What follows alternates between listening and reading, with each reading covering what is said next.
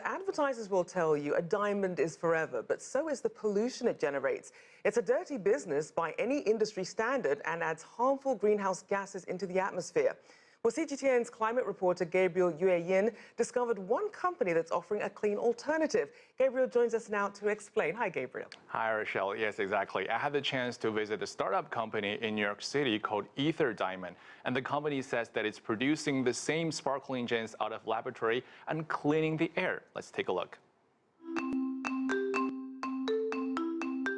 In a WeWork space in New York City, there is a startup company selling diamonds that literally come from the air, enabled by a technology that captures carbon dioxide pollutants from the air and compresses them into diamonds.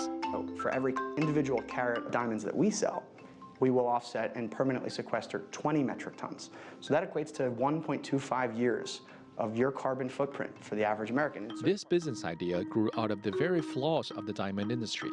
Global diamond mines are drying up, threatening future supplies of raw diamonds. This, as diamond mining has always been criticized for its environmental costs, the extraction process polluting the surrounding soil, water, and air. The energy sources used also release huge amounts of carbon into the air. If you ask me, I wouldn't say we're a diamond company. I wouldn't say we're a jewelry company. We're a carbon tech company. These are the first carbon negative diamonds. We are driving a net positive impact.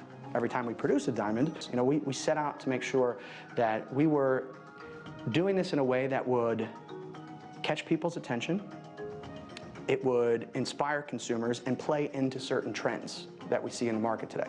One of these trends is the market recognition of what's called lab-grown diamonds, which were once regarded as low-rank or even fake, although they have the exact same atomic structure as naturally formed diamonds.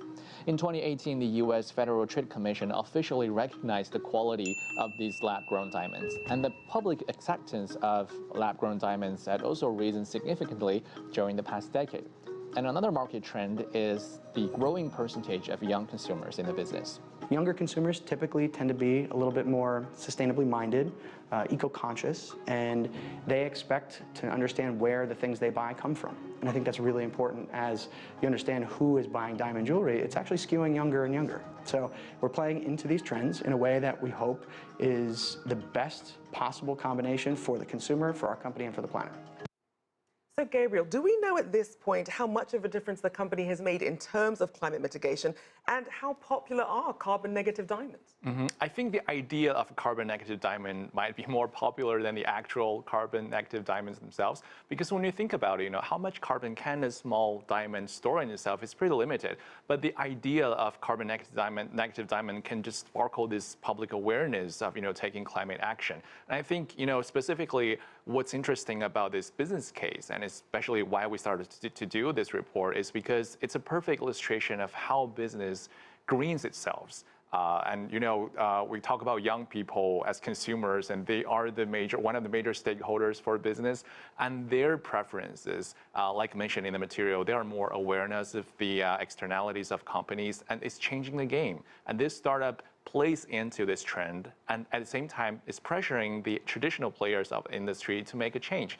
So what we're seeing here is that it's really how this younger generation come into the major consumer group and is changing the business game of it. And I think this could be far more powerful than how much a diamond can store carbon.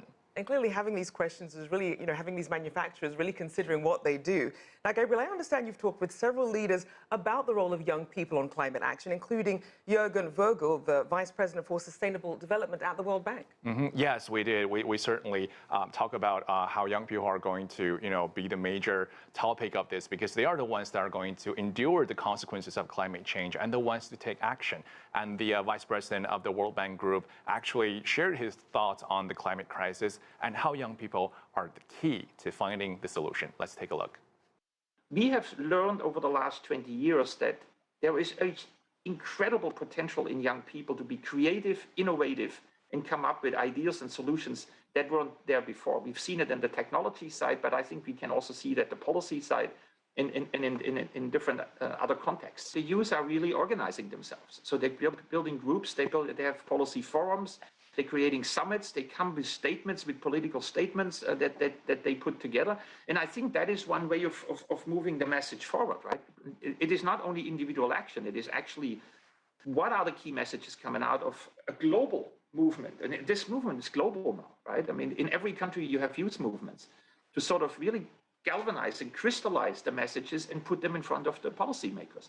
They have to have a seat at the table. You can watch this entire interview with the Vice President of the World Bank Group on our website, america.cgtn.com. Rachelle.